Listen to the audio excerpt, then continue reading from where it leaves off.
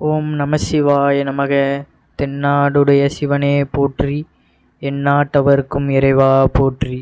சிவபெருமான நாம் உணராத வரையும் நம்மளுடைய வாழ்க்கை நமக்கு ஒவ்வொரு வழியாக நாம் வாழ்ந்து கொண்டு இருப்போம். அதாவது நம்மளுடைய இஷ்டம் போல் இந்த வாழ்க்கையை நாம் பயணித்து கொண்டு நமக்கு ஏற்படுகின்ற அந்த எண்ணங்களை நாம் நிறைவேற்றணும், எல்லாமே நமக்கு கிடைக்கிற மாதிரி நம்மளுடைய வாழ்க்கையை நம்ம மாற்றி அமைத்து கொண்டு வாழ்வோம். அதாவது வாழ்க்கை அப்படிங்கிறது ஒரு வாழ்க்கை தான். இந்த வாழ்க்கையை நம்ம சந்தோஷமாக வாழ்ந்து கடந்து போகணும் அப்படின்னு நிறைய பேர் சொல்வது உண்டு. அதற்காக சந்தோஷம் அப்படிங்கிறது பார்த்திங்கன்னா நம்ம மாய ஆசைகளை தேடி போய் அதன் மூலியமாக கிடைக்கிற சந்தோஷம் கிடையாது. ஏன்னா நிறைய பேர் பார்த்திங்கன்னா வாழ்க்கையில் வாழ்ந்து கொண்டு இருக்கும்போதே தவறான விஷயங்களில் ஈடுபடுவாங்க, தீய பழக்க வழக்கங்களில் ஈடுபடுவாங்க. ஏன் அப்படின்னு கேட்டால் இந்த வாழ்க்கை ஒரு வாழ்க்கை தான், அதனால தான் இருக்கிறது வரைக்கும் அனுபவிச்சுட்டு போயிடலாம் அப்படிங்கிற அந்த எண்ணத்தில் இருப்பாங்க. முதல்ல நாம் ஒன்று தெரிஞ்சுக்கணும், இந்த வாழ்க்கை அப்படிங்கிறது நமக்கு ஒன்று தான், இப்போ வாழ்கிறது ஒன்று தான். ஆனால் இதற்கப்புறம் நம்மளுடைய உடலானது உயிரை விட்டு பிரிந்ததுக்கப்புறம் திரும்ப அந்த உயிருக்கு ஒரு உடலானது திரும்ப கிடைக்கத்தான் செய்யும். வாழ்க்கையில் நமக்கு முடிந்து போகும், ஆனால் ஜென்மங்கள் நமக்கு தொடர்ந்து கொண்டே தான் இருக்கும். அப்போ அந்த ஜென்மங்களை நாம் மறுஜென்மம் அப்படிங்கிறது இல்லாமல் வாழ்வதற்குத்தான் இந்த வாழ்க்கையில் நாம் இன்பத்தை தேடணுமே தவிர திரும்ப திரும்ப அந்த பிறவி பிணியிலே நாம் வாழ்வதற்கு நாம் பிறவிகளை எடுத்து போகக்கூடாது. இறைவனை சிவத்தை நாம் உணர ஆரம்பித்தோம் என்றால், ஒரு தீப்பொறி பற்றி கொண்டால் என்றாலே அந்த தீயானது அந்த இடத்துல கப்புன்னு எரியிற மாதிரி நாம் சிவபெருமான உணர ஆரம்பித்துட்டோம் என்றாலே நம்மளுடைய வாழ்க்கைக்கான அந்த பிறவி பிணியிலிருந்து நம்ம விடுபட்டு விடணும். இல்லை மற்றவர்கள் வாழ்கிறாங்க, அவங்க மட்டும் சந்தோஷமாக வாழ்கிறாங்க, அப்படி பண்ணுறாங்க இப்படி பண்ணுறாங்கன்னு என்னென்ன பண்ணாலுமே கடைசியில் அவர்களுடைய கர்ம வினைகள் தான் சேர்ந்து கொண்டு போகும். அவர்களுக்கு பிறவி பிணி அப்படிங்கிறது போகவே போகாது. திரும்ப திரும்ப உடலை தேடி அலைந்து கொண்டு இதிலே தான் சுற்றி கொண்டு இருப்பார்கள். இப்போ நாம் உணர்ந்துட்டோம் இந்த பிறவி பிணி நமக்கு தேவையில்லை. ஏன்னா இப்போ இந்த வாழ்கின்ற வாழ்க்கையில் இன்ப துன்பம் இருக்குது, உடலில் காயங்கள் ஏற்பட்டால் வலி இருக்குது, இப்படி பல்வேறு வகையான இன்னல்களை நாம் இந்த வாழ்க்கையில் சந்தித்து கொண்டு இருக்கிறோம். இது எதுவுமே எனக்கு வேண்டாம், ஒரே தரமாக எனக்கு நிரந்தர ஒரு பேரின்பமும் தீர்வும் வேண்டும் என்றால் நாம் முழுவதுமாக சிவபெருமானை சரணாகதி அடையும் பொழுது தான் அவர் நம்மளுடைய பிறப்பை அறுத்து அவரோடைய வைத்துக்கொள்கிறார். அப்போ அதற்கான வழியை தான் நாம் தேடணும். இப்போ நாம் வாழ்கிறோம், இந்த வாழ்க்கையில் வாழ்ந்து கொண்டு இருக்கிறோம். எதற்காக வாழ்கிறோம்? மனிதன் பார்த்திங்கன்னா மாய ஆசைகளுக்காக தேடிக்கொண்டு அலைந்து கொண்டு இருக்கிறான். அவனுக்கு என்ன தான் ஒரு சின்ன சின்ன சந்தோஷத்தை அவன் தேடி அலைந்தாலும் மனிதனுக்கு எதுவுமே அனுபவிக்காத முடியல. இயற்கை தன்னுடைய வேலையை காட்டுச்சுன்னா அவன் எல்லா இடத்துலையுமே ஒடுங்கி போய் விடுவான். அப்போ அவனுக்கு எந்த ஒரு சந்தோஷமும் இருக்காது, ஒரு பயத்திலே திரிந்து கொண்டு இருப்பான். அப்போ அவனுக்கு அத்தியாவசியமாக தேவைப்படுறது என்ன? உணவும் தண்ணியும் மட்டும்தான். நம்ம என்ன தான் அந்த ஆசைகளை அடைந்திருந்தாலும் ஒரு கட்டத்தில் நமக்கு உணவும் தண்ணியும் இல்லாமல் அந்த ஆசைகளை மட்டுமே இறைவன் நமக்கு கொடுத்தா நம்மளால் உயிர் வாழ முடியுமா? முடியாது. அப்போ நாம் புரிந்து கொள்ளணும், இந்த பிறவியில் இந்த எண்ணங்களை எல்லாம் நாம் வேரோடு அறுத்து நம்ம உடலுக்கும் உயிருக்கும் தேவையான அந்த சிவத்தை நாம் எப்படி அடையணும் அப்படிங்கிறத நம்ம புரிந்து கொள்ளணும். இறைவன் ஒன்றும் நமக்கு இந்த மனித பிறவியை சாதாரணமாக கொடுத்து விடுவது கிடையாது. எல்லாருக்குமே இந்த பிறவியானது அமைந்து விடுவது கிடையாது. நல்லா இறைவனை உணர்ந்து கொள்ளணும் அப்படிங்கிறது. பல கோடி உயிர்களை நாம் இறந்ததுக்கப்புறம் பார்த்திங்கன்னா ஒரு இருள் சூழ்ந்த ஒரு உயிரில் நாம் இருப்போம்.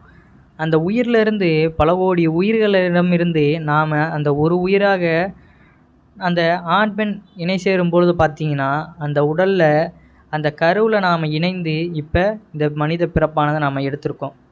அப்போ நம்ம கூட பல கோடி உயிர்கள் போட்டி போட்டு நாம் அந்த இடத்துல வெற்றி பெற்று இறைவனை உணர்வதற்காக இந்த பிறப்பானது நமக்கு கிடைத்திருக்கிறது அப்படிங்கிறத நம்ம நன்கு உணர்ந்து கொள்ளணும்.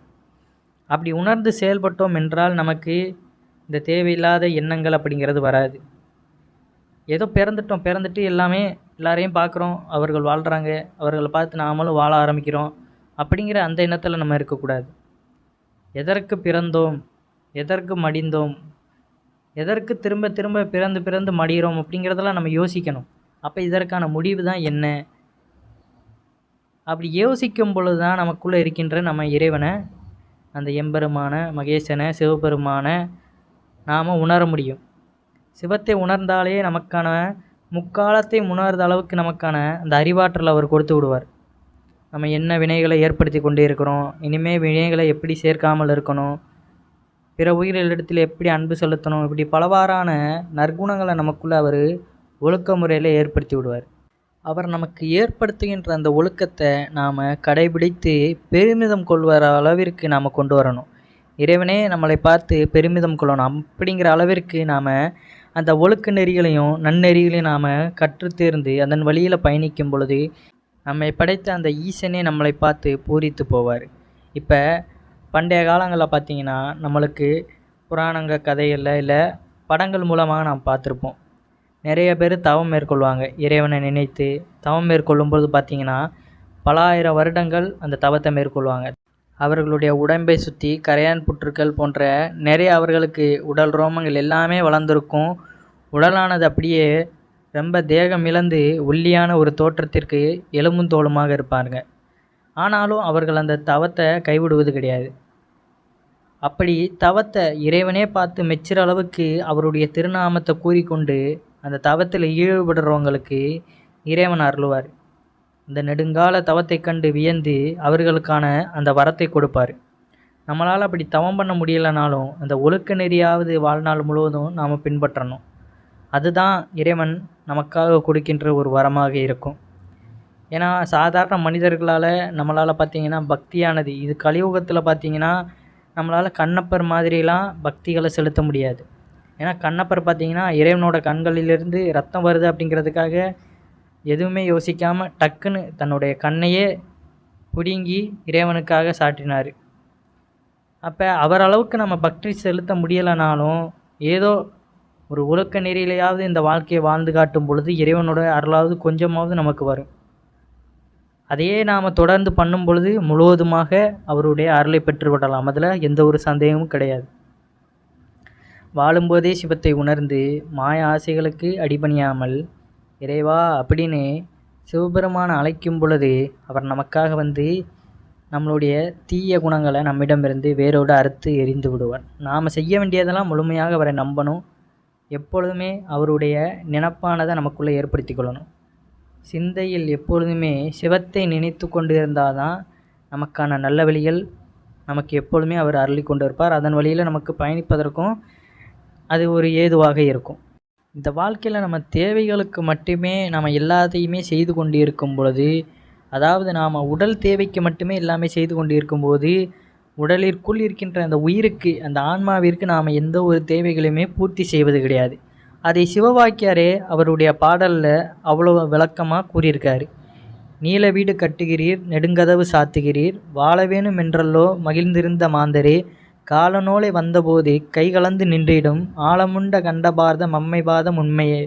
இந்த பாடல் வரிகளுக்கு என்ன அர்த்தம் அப்படின்னு பார்த்தீங்கன்னா, மனிதர்கள் எல்லாருமே தங்களுடைய பாதுகாப்பிற்காகவும் தங்களுடைய செல்வாக்கிற்காகவும் வானுயரம் முட்டி வீடுகளை கட்டி வெளியே பெரிய கேட்டு கூட போட்டுக்கொண்டு தங்களை பாதுகாத்து கொள்ள அவர்கள் என்ன பெரிய மாளிகை கட்டினாலுமே காலனோட ஓலை அப்படிங்கிறது பார்த்திங்கன்னா யமதர்மர் இவரோட உயிரை பிரித்து கொண்டு வாருங்கள் என்று ஒரு ஓலை அனுப்பினா நம்ம எவ்வளோ பெரிய மாளிகையை கட்டி எங்கே ஒளிஞ்சிருந்தாலும் நம்மளுடைய உடல்லிருந்து உயிரானதை தரித்து பிரித்து எடுத்து கொண்டு போயிடுவாங்க. அப்போ உயிரற்ற உடல் என்ன ஆகும்? பிணம், சவம் இப்படி பல்வேறு பெயரில் அழைக்கப்பட்டு அதை கொண்டு போய் மண்ணில் புதைச்சிருவாங்க. அதற்கப்புறம் அந்த சவத்தை அந்த மண்ணில் உள்ள உயிர்கள் எல்லாம் தின்னு காலி பண்ணுறோம். அப்போ எவ்வளவு தான் வானுயரை நம்ம பாதுகாப்பிற்கு உடலை பாதுகாப்பிற்கு என்னென்ன கட்டினாலுமே உயிரை பாதுகாப்பிற்கு நாம் என்ன செஞ்சோம்? ஆழமுண்ட கண்டர்பாத மம்மைபாதம் உண்மையே. அதாவது ஆலாகால விஷத்தை பருகி தன்னுடைய திருநீலகண்டன் என்ற பெயரை பெற்ற இறைவனான சிவபெருமானை வணங்கி உங்களுடைய வாழ்க்கை முழுவதும் அவரே பற்றி சிந்திக்கும் பொழுது யமனும் நம்மளை கண்டு அஞ்சுற அளவுக்கு அவர் நம்ம கூட இருந்து பாதுகாத்து கொள்வார். மார்க்கண்டேயனோட கதையாக எப்படிங்கிறது நம்ம எல்லாருக்குமே தெரிஞ்சிருக்கும். சிவபெருமான் மீது அளவு கடந்த பக்தி வைத்திருப்பவர். அவர் பார்த்திங்கன்னா யமன் இவ்வளோ வயதில் அவருடைய உயிரை பறிப்பதற்கு கீழே வந்திருப்பார். அப்போ மார்க்கண்டேயன் சிவபெருமானுடைய லிங்கத்தை இருக்க பற்றி கொள்வார் பயத்தில். அப்போ அந்த பற்றி கொண்ட மார்க்கண்டேயனை யமதர்மன் அப்படியே இழுக்கும் பொழுது பார்த்திங்கன்னா சிவபெருமானுக்கு கோபம் வந்துடும். அப்படியே அந்த லிங்கத்திலேருந்து ஒரு கால் யமனை உதச்சி அந்த இடத்துல தள்ளிடும். தன்னுடைய பக்தன், அதாவது தன்னையே எப்பொழுதுமே அனுதினமும் நினைத்து கொண்டிருக்கின்ற தன்னுடைய பக்தனுக்கு ஏதாவது இன்னல்கள் என்றால் சிவபெருமான் பார்த்து கொண்டு சும்மா இருக்க மாட்டார். அப்போ நம்மளுடைய உடலை மட்டுமே பாதுகாப்பிற்கு இந்த உலகத்தில் வாழ தேவையில்லை. நமக்குள்ளே இருக்கின்ற இந்த உடலை இயக்கி கொண்டு இருக்கின்ற அந்த உயிருக்கு என்ன தேவை அப்படிங்கிறத நம்ம உணர்ந்து செயல்பட ஆரம்பித்தோம் என்றால் நம்மளுக்கு அதுதான் போதுமான ஒரு பேரின்பமாக இருக்கும். யமனே நம்மளை கண்டு அஞ்சுற அளவுக்கு சிவன் நம்ம கூட இருக்கிறான் அப்படிங்கிறத நீங்கள் நினைவில் வைத்து கொள்ள வேண்டும். எல்லாத்திற்குமே தலைவனாக இருக்கின்ற அந்த இறைவனை நாம் பற்றி பிடித்து கொண்டோம் என்றால் இந்த உலகத்திலே சரி, இந்த பிரபஞ்சத்திலையும் சரி, எங்கேயுமே அவன் அருள் இருக்கிற வரைக்கும் எவனாலையும் நம்ம மீது ஒன்றுமே செய்ய முடியாது. அதற்குத்தான் அவரை பற்றி பிடித்து கொள்ளுங்க அப்படின்னு சொல்லுவது. எவ்வளோ பெரிய வசதி வாய்ப்புகளை பண்ணி நாம் வீடுகளை கட்டி எவ்வளோ பாதுகாப்பு வைத்தாலும் நம்மளுடைய உடலானது எப்பொழுதும் நம்மளுடைய உயிரை விட்டு போகும் அப்படிங்கிறது நமக்கு தெரியாது. அப்போ மரண பயத்தில் இருக்கிறவங்க கூட இறைவனை பற்றி பிடிக்கும் பொழுது அந்த மரணமான விட்டு ஓடி விடுகிறது. அதற்குத்தான் இறைவனை உணர்ந்து கொள்ளுங்கள் அப்படின்னு சொல்லிக்கொண்டே வருவது. நாம் உணர நம்மளுக்கான வாய்ப்பு கிடைத்திருக்கிறது. நாம் நினைக்கிறோம் நாம் மட்டும்தான் உணர்ந்தோம், மற்ற யாருமே உணர மாட்டாங்களே அப்படின்னு நீங்கள் கேட்கலாம். இந்த புரிதலானது நமக்கு ஏற்பட்டதே பெரிய விஷயம். அவர்களுக்கு நேரம் வரும்பொழுது அவர்கள் பார்த்திங்கன்னா இப்போ மாய ஆசைகளில் மூழ்கி இருக்கிறார்கள். பணம்னு அந்த செல்வாக்கை பெருக்குவதற்கு மட்டும்தான் அவர்கள் இந்த உலகத்தில் வாழ்ந்து கொண்டிருக்கின்றனர். யாருமே சும்மா சொல்லிட்டு போகல. சிவவாக்கியார்லாம் சிவனோட அம்சமாக இருந்து அந்த பாடல் வரிகளில் நம்மளுக்கு மனிதர்களுடைய அந்த தீய பாவங்கள்லேருந்து விடுபடுவதற்காக அவருடைய பாடலை நமக்கு உணர்த்தி விட்டு போயிருக்காரு. யாராலையுமே இந்த மாதிரி பாடல்களை இயற்ற முடியுமா? இப்போ நம்மளால் இந்த மாதிரி சிவபெருமானை உணர்ந்திருக்கனா ஏதாவது பாடல் எழுத சொன்னால் எழுத முடியுமா? அப்போ எல்லாமே உணர்ந்து அவருடைய அருளை பெற்று இந்த வாழ்க்கையில் வாழ்கிறவர்களால் மட்டும்தான் இதையெல்லாம் மற்றவர்களுக்கும் புரிய வைக்கும்படி வாழ முடியும். அதனால் அவர்கள் பண்ணலை இவர்கள் பண்ணலை அப்படிங்கிற பேச்சை விடுங்க. முதல்ல நம்ம பண்ணுறோமா, இறைவன் மீது அந்த பக்தியை செலுத்துகிறோமா அப்படிங்கிறத நீங்கள் பண்ணினாதான் உங்களுக்கான பலனானது உங்களுக்கு கிடைக்கும். இப்போ அடுத்தவர்கள் பசிக்குன்னு நீங்கள் சாப்பிட முடியுமா? அவர்கள் சாப்பிட்டாதான் அந்த பசியானது அவர்களுக்கு ஆறும். அப்போ அவர்களுக்கு பசிக்கும் போது அவர்கள் சாப்பிடுவார்கள். நீங்கள் உங்களுக்கு பசிச்சிருச்சா, இறைவனுடைய அந்த அருளை பெறுவதற்கான நேரம் உங்களுக்கு வந்துவிட்டது என்றால் நீங்கள் போய் அந்த இறைவனுடைய அருளை பெறுவதற்கான முயற்சிகளை மேற்கொள்ளுங்கள். அதனால் மற்றவர்களை நாம் எந்த இடத்துலையும் இறைவனோட ஒப்பிட்டு பார்க்கக்கூடாது. இறைவர்களை நாம் பெறுவதற்காக உனக்கான நேரம் வந்துவிட்டது, இறைவன் உன்னை ஆட்டுப்படைக்க ஆரம்பித்து விட்டார், ஆட்கொள்ள போகிறார் அப்படின்னா நீ போய் இறைவனை வழிபட்டு அந்த சரணாகதி அடைவதற்கான வழியைப்பார். மற்றவர்கள் நம்பிக்கொண்டு இல்லை அவர்கள் வர வரைக்கும் நீ வெயிட் பண்ணணும் அப்படின்னு இருந்தனா உன்னுடைய அந்த இறைபக்தியானது அந்த இடத்துல முடிந்து விடுகிறது. அப்போ நம்ம இறைவன் மீது அந்த பக்தியை செலுத்த முடியாது. அதனால் உணரும் பொழுதே இறைவனை இறுக பற்றி கொண்டு அந்த புரிதலை நமக்குள்ளே ஏற்படுத்தி கொண்டு சிவனே ஓம் நம சிவாய அப்படிங்கிற அந்த மந்திரத்தை சொல்லிக்கொண்டு அவருடைய பொற்பாதங்களை இறுக பற்றிக்கொள். அதனால் மண்ணின் மீது ஆசை வைத்து மடிந்து போகாதீர்கள். நாம் இப்போ அந்த நிலத்தை நாம் என்ன வேண்டுமானாலும் பண்ணலாம். நம்மளுக்கு உடலில் தெம்பு இருக்கிற வரைக்கும் தான் நம்மளுடைய ஆட்டம். உடல்லேருந்து வலுவானது இழந்து விட்டது என்றால் மண்ணானது காத்து கொண்டிருக்கும். அந்த நேரத்தில் எவ்வளோ ஆட்டம் போட்ட கடைசியில் என்னிடம்தான் நீ வந்தாகணும் அப்படிங்கிற அந்த பேச்சு தான், அந்த நினப்பு தான் மண்ணிற்கு இருக்கும். அதனால் மண்ணின் மீது ஆசைப்படுவதை தவிர்த்து மகேசன் மீது அந்த அருளையானதை பெருக்கி கொள்ளுங்கள். அதுதான் நமக்கான முக்தியை கொடுக்கும் அப்படிங்கிறதுல எந்த ஒரு மாற்று கருத்தும் கிடையாது. உண்மை அறிந்து உணர்வோடு இறைவனை யார் தியானித்தாலும் அவர்களுக்கான அந்த நல்வழி பாதையை இறைவனானப்பட்டவர் காண்பிப்பார். சிவத்தை பற்றி கேள்விப்படுவார்கள், சிவத்தை பற்றி அறிவார்கள், சிவபக்தனாக ஆவார்கள். அதற்கப்புறம் சிவனுடைய பித்தனாக ஆவார்கள். சிவனுடைய சித்தனாக ஆனதுக்கப்புறம்தான் சிவத்தோட சிவமயமாவார்கள். அப்போ நம்ம எல்லாருமே படிப்படியாக நாம் முன்னேறும் பொழுது நமக்கான வெற்றி கிடைக்கிற மாதிரி நாம் சிவபெருமானை வழிபட அவருடைய முழு நிலையையும் நாம் அடைய முடியும். இந்த பிறப்பில் இந்த உலகத்தில் நாம் பிறக்கோனாலே நமக்கு கர்ம வினைகள் இருக்கிறதுனால தான் நம்ம பிறக்கிறோம். இல்லைன்னா நம்மளுக்கான அந்த மோட்சத்தை நம்ம எப்பொழுதே அடைந்திருப்போம்.